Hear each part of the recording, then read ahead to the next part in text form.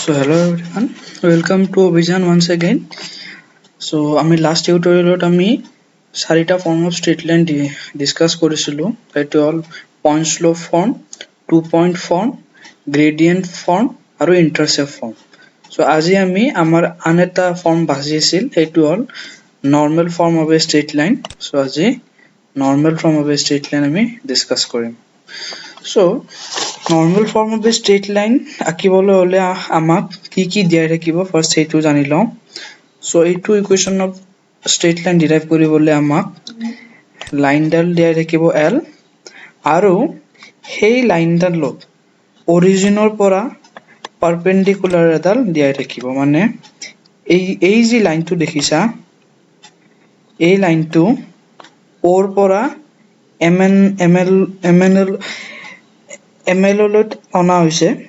এই লাইনটোত O N M এলৰ পাৰপেণ্ডিকুলাৰ হয়, ঠিক আছে। So O N is perpendicular to M L আৰু O N is inclined at an angle alpha with O A. মানে ও এন লাইনডাল ও এ মানে পজিটিভ ডিৰেকশ্যন অফ এক্স এক্সিছৰ লগত আলফা এংগেল বনাইছে, সেইটো ঠিক আছে। সো এতিয়া আমি চাম কেনেকৈ ডিৰাইভ কৰে। Suppose L be a line on the xy plane which cuts x-axis and y-axis respectively at L and M. L and M. Then ON be the perpendicular from O on AB and ON is equals to P. এইটো মনত ৰাখিবা, এইটো আমি ডেৰিভেশ্যনত use কৰিম। ON is equals to P and angle NOL is equals to alpha, মানে এইটো angle. So এইটো যে আমাৰ ট্ৰায়াঙ্গেল আছে ও এন এ, এইটোত আমি এইটো এংগলৰ কস ওলাম, মানে কস আলফা ওলাম। সো কস আলফা কি হ'ব? বেস বাই হাইপোটেনাস। বেস কি হ'ব? ও এন, হাইপোটেনাস কি হ'ব? O A. So cos alpha is equals to O N by O A, ঠিক আছে। তাৰে পিছত আমি ইয়াৰ পৰা ও এল ওলাই লম। ও এল কি হ'ব? O L is equals to O N by cos ULFA.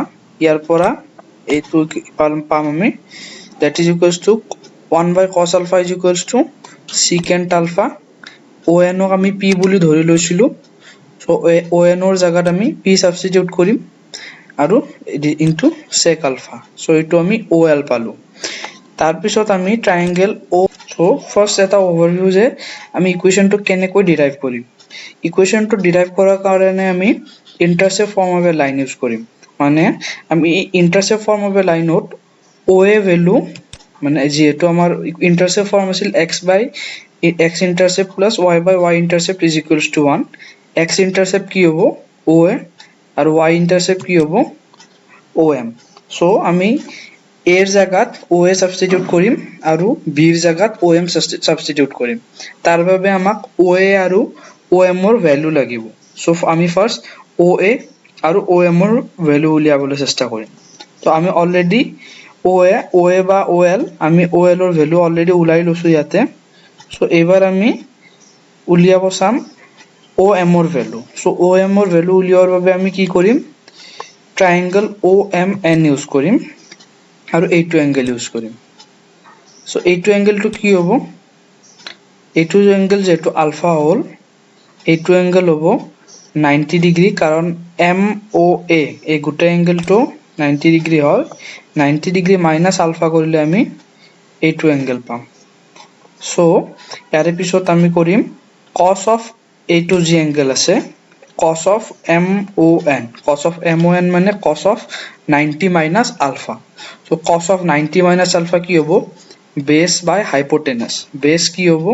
Base হ'ব ও এন, হাইপোটেনাস হ'ব ও এম। সো cos 90 মাইনাস আলফাক আমি কি বুলি লিখিব পাৰো? sin আলফা। সো ফার্স্ট আছে ইয়াতে cos 90 minus alpha is equals to O N by O M. তাৰে পিছত cos 90 degree minus alpha is equals to sin ULFA.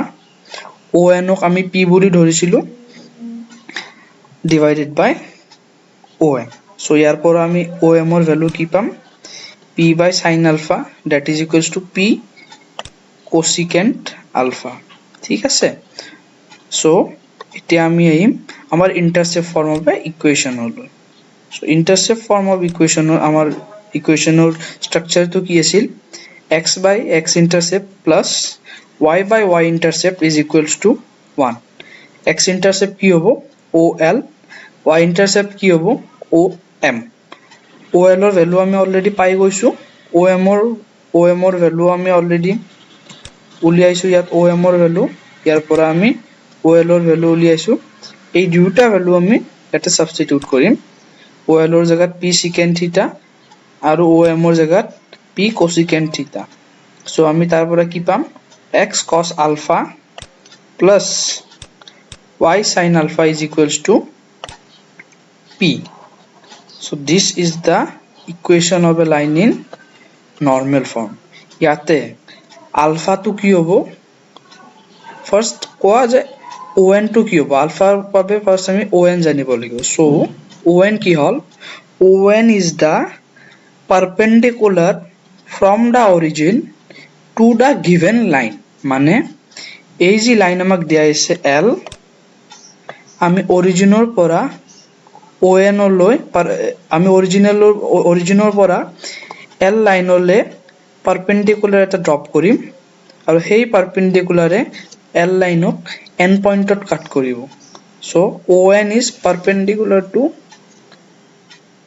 ML ঠিক আছে আৰু এই যে ON এ x axisৰ লগত যি angle বনাই হেইটোক আমি alpha বুলি কম অৰ্থাৎ alpha is the inclination of ON ঠিক আছে সো যেতিয়া আমাক alpha দিয়া থাকিব আৰু এই আৰু এটা বস্তু জানা যে এই ON ৰ ডিসটেন্সক আমি p বুলি ধৰিছো সো p কি হল p is the perpendicular distance of the line L from origin মানে অৰিজিনৰ পৰা যেতিয়া আমি লাইনডালত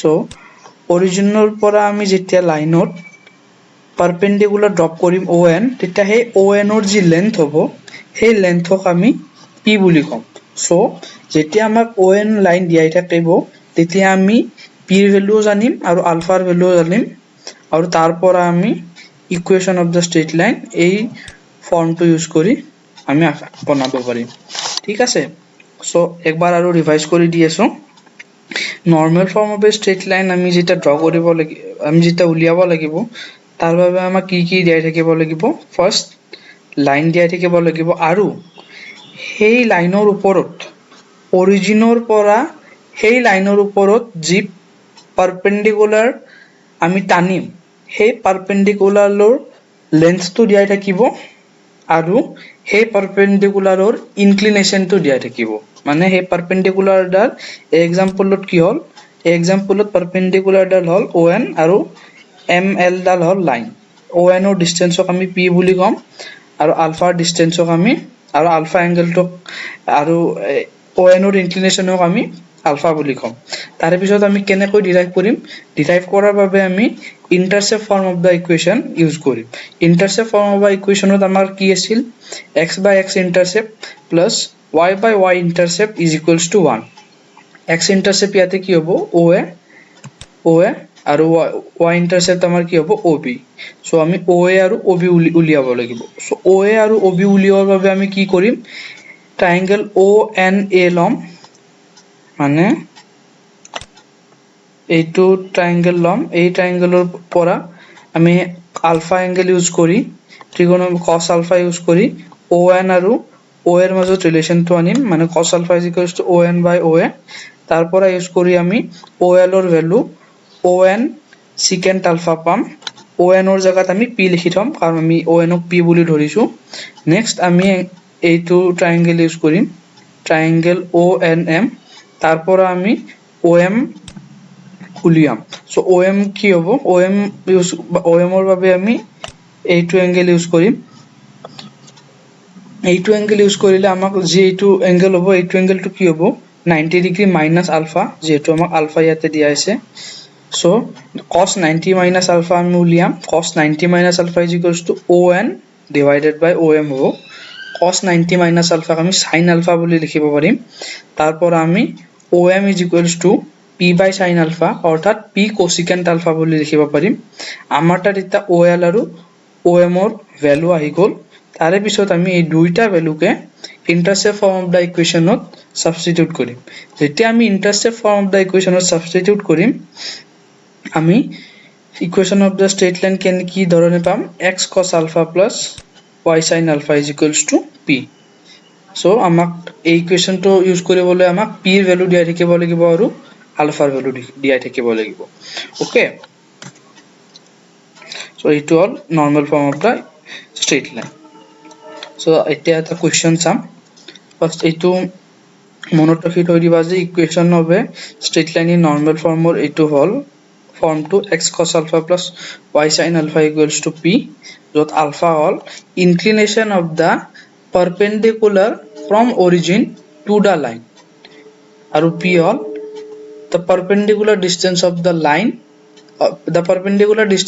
line from the origin so question to all if the inclination and length of the perpendicular from origin upon the line are respectively 60 degrees and 4 units then find the equation of the line so alpha amak dia ache kiman 60 degrees aru length of the perpendicular from origin upon the line is 4 units so p এর value amak dia aise amak 60 degrees alpha dia aise aru p equals to 4 dia aise to 8 so আমি ইকুয়েশনত substitute কৰিম x cos alpha plus y sin alpha equals to p alpha হ'ব 60 so x cos 60 plus y sin 60 p হ'ব 4 equals to 4 so তাক simplify কৰিলে আমি এইটো পাম তাক ফাৰ্দাৰ সিম্পলিফাই কৰিলে আমি এইটো পাম আৰু এইটো হল আমাৰ ৰিকোয়াৰ্ড ইকুয়েশন ঠিক আছে so আমি এটা some conversion of a general equation to normal form মানে আমাক যেতিয়া এটা জেনারেল ইকুয়েশন দিয়া থাকিব ax plus by plus c equals to 0 আৰু হেতুক আমি x cos omega plus y cos omega equals to p ফর্মত লিখিব লাগে মানে আলটিমেটলি এই ax plus by plus c equation তোৰ আমি অৰিজিনৰ পৰা সেই লাইনটো লৈ যি পাৰপেন্ডিকুলাৰ ড্ৰপ কৰিম সেই পাৰপেন্ডিকুলাৰৰ লেন্থ অৰ্থাৎ p উলিয়াব লাগিব আৰু আলফা উলিয়াব লাগিব ঠিক আছে সো হেতুৰ বাবে আমি কি কৰিম ফার্স্ট এইটো ইকুয়েশনক আমি এইনুকা ফর্মত লিখিলো ঠিক আছে এতিয়া আমি কৈছো যে আমি এইটো ফর্ম আৰু এইটো ফর্মে দুইটাই same equation represent same line represent করে কিয় আমি কারণ ax + by এর পরে আমি এইটো ইকুয়েশন আনিম ঠিক আছে সো দুটা ইকুয়েশনে সেম লাইনকে রিপ্রেজেন্ট করে অকল বেলেগ বেলেগ ফর্মত রিপ্রেজেন্ট করে সো যেতে এইটো line ax + by equals to minus c aru x cos omega plus y sin omega equals to p এই সিম্বলটো omega বুলি কয় ঠিক আছে সো যেতিয়া এই দুইটা ইকুয়েশনে সেম স্ট্রেট লাইন রিপ্রেজেন্ট কৰিব তেতিয়া a by cos omega equals to b by sin omega equals to minus c by p এইটো তোমালোকে লিনিয়ার সিস্টেম অফ ইকুয়েশনত পাবা যেটা দুটা ইকুয়েশন যে রেখা দুটা ইকুয়েশন সেম হয় এটা রেশিও অফ কোএফিসিয়েন্ট সেম হয় জাস্ট এটা ব্রিফ আইডিয়াৰ বাবে মই দি থৈ দিছো ইয়াতে x + y = 1 এইটো এটা equation of A straight line আৰু 2x + 2y = 2 এইটো এটা স্ট্রেট লাইন এই দুটা স্ট্রেট লাইনে এই দুটে সেম ইকুয়েশন রিপ্রেজেন্ট করে কিয় কারণ এইটো যি আছে 2x + 2y + 2 এইটোৰ আমি লেফট হ্যান্ড সাইড আৰু ৰাইট হ্যান্ড সাইডৰ পৰা 2 যেতিয়া উলিয়াই পেলাম তেতিয়া x + y = 1 সো আলটিমেটলি এইটো ইকুয়েশন আৰু এইটো ইকুয়েশন সেম পাও সো যেটা আমি নরমালি এনেকৈ দিয়া থাকিব যত আমি গম নপাই কি যে কেনেকৈ আমি ডিভাইড কৰিম তেতিয়া কি হ'ব যে ইয়তৰ যি কোএফিসিয়েন্ট মানে ফাৰ্স্ট ইকুয়েশনত x ৰ কোএফিসিয়েন্ট কি 1 সেকেন্ড ইকুয়েশনত 2 সো এইটো ৰেশিও হ'ব 1/2 সিমিলাৰলি y এৰ কোএফিসিয়েন্টৰ ৰেশিও কি হ'ব 1/2 আৰু কনস্ট্যান্ট টাৰ্ম মানে এই কনস্ট্যান্ট টাৰ্মৰ রেশিওটো কি হ'ব 1/2 so similarly ইয়াতে a by cos alpha is equals to b by cos omega equals to b by sin omega equals to minus c by p ঠিক আছে এইটো minus c by p so ইয়াৰ পৰা আমি cos omega কিমান পাম ইমান পাম cos omega is equals to minus AP by C, sin omega is equals to minus BP by C. So এটা trigonometry পৰা জানা যে cos square omega plus sin square omega is equals to 1, মানে sin square omega plus cos square omega is equals to 1. এইটো trigonometry identity হয়, এইটো তোমালোকে জানিবাই। So আমি sin omega ৰ জায়গাত কি সাবস্টিটিউট কৰিম, minus bp by c, আৰু cos omega ৰ জায়গাত কি সাবস্টিটিউট কৰিম, minus ap by c। তো যেতিয়া এইটো সাবস্টিটিউট কৰিম আমাৰ কি হ'ব, a square p square by c square plus b square p square by c square is equals to 1। আমি p square কমন ললে a plus b by c square is equals to 1 আহিব, আৰু তাক solve কৰিলে আমি পাম p square is equals to c square by a square plus b square। এতিয়া p ৰ দুটা ভ্যালু থাকিব পাৰে, p is equals to plus minus c by root over a square plus b square। কিয়, suppose ধৰি লোৱা যে p square equals to suppose 4 হয়, তেতিয়া p ৰ দুটা ভ্যালু হ'ব পাৰে, +2 হ'ব পাৰে, -2 হ'ব পাৰে। সো +2 হোল স্কয়াৰ 4 হ'ব, -2 হোল স্কয়াৰ 4 হ'ব। কিন্তু আমাৰ যেটা দিয়াই থাকিব, সাপোজ এই লাইন দিয়া আছে আৰু এইটো পইণ্ট হল p, O p two whole কি এতিয়া, হা, p two whole perpendicular distance of the line from origin। এটা ডিসটেন্স কেতিয়াও নেগেটিভ হ'ব নোৱাৰে, এই লাইনৰ যে অৰিজিনৰ পৰা ডিসটেন্স থাকিব সেই ডিসটেন্সটো সদায় পজিটিভ হ'ব লাগিব, ঠিক আছে। So p should always be positive। So তাৰ কাৰণে আমি কি কৰিম, আমি আইদাৰ প্লাস সাইন লম বা মাইনাস সাইন লম। যেনেকে আমি সাপোজ এইটো ইভালুয়েট কৰোতে আমি মানে p ক আমি যেনেকৈ ইভালুয়েট নকৰো তাক আমি পজিটিভ ল'ব লাগিব, মানে right hand side two always positive হ'ব লাগিব, কাৰণ p is the perpendicular distance of the line from the origin, আৰু ডিসটেন্স কেতিয়াও নেগেটিভ হ'ব নোৱাৰে। সো সাপোজ আমি c by root over a square plus b square minus something পালো, তে আমি মাইনাস সাইন লম আৰু অ্যাকৰ্ডিংলি আমি সলভ কৰিম। সো তাৰপৰ আমি এতিয়া আমাৰ ইয়াতে যেহেতু আমি p ৰ ভ্যালু পাই গলো, আমাক যেতিয়া এইটো ইকুয়েশন আছিল cos omega is equals to minus ap by c, তো ইয়াতে আমি p ৰ ভ্যালু সাবস্টিটিউট কৰিম, কাৰণ p ৰ ভ্যালু অলৰেডি পাই গলো। সো p ৰ ভ্যালু ইয়াতে সাবস্টিটিউট কৰিলে আমি cos omega ৰ ভ্যালু পাম, আৰু সেম p ৰ ভ্যালু ইয়াতে সাবস্টিটিউট কৰিলে আমি sin omega ৰ ভ্যালু পাম, ঠিক আছে। সো ইয়াৰ পৰা ওমেগা উলিয়াব পাৰিম আৰু ইয়াৰ পৰা ওমেগা উলিয়াব পাৰিম, অৰ্থাৎ আমি দুটাৰ পৰা ওমেগা উলিয়াই চাব লাগিব যে কোনটো ওমেগা স্যাটিসফাই হয়, ঠিক আছে। মানে হ'ব পাৰে যে ইয়াৰ পৰা ওমেগা -30 আৰু +30 পাইছা, ইয়াৰ পৰা ওমেগা -30 আৰু 50 পাইছা। সো আমি দুটাৰ কমন ওমেগা ল'ব লাগিব, ঠিক আছে। এই দুইটাৰ পৰা আমি উলিয়াই যি কমন ওমেগা পাম সেইটোৱে একচুয়াল ওমেগা হ'ব, ঠিক আছে। সো এনেকৈ আমি এটা যিকোনো জেনারেল ইকুয়েশনক তাৰ নৰ্মাল ফৰ্মুলালৈ কনভাৰ্ট কৰিব পাৰিম। সো বেসিক্যালি এবাৰ আৰু এটা ওভাৰভিউ দি আছো যে আমি নৰ্মাল ইকুয়েশনক এডালক নৰ্মাল ফৰ্মুলালৈ আমি কেনেকৈ কনভাৰ্ট কৰিব পাৰিম। সো সাপোজ আমাক দিয়া থাকিব ax plus by plus c equals to 0 আৰু x cos omega plus y sin omega equals to p। আমি এই দুইটা ইকুয়েশনৰ পৰা কি কৰিব লাগিব, a b c omega cos omega sin omega আৰু p এই কেইটাৰ মাজত ৰিলেশন আনিব লাগিব। তাৰ বাবে আমি কি কৰিম, ফার্স্ট আমি জানো যে ax plus by plus c equals to 0 আৰু x cos omega plus y sin omega equals to p, এই দুইটা ইকুয়েশনে সেম স্ট্রেট লাইন রিপ্রেজেন্ট কৰিব, আৰু যেটা সেম স্ট্ৰেট লাইন ৰিপ্ৰেজেন্ট কৰিব তেতিয়া আমি এইটো এটা রিলেশন পাম, a by cos omega equals to b by sin omega equals to minus c by p।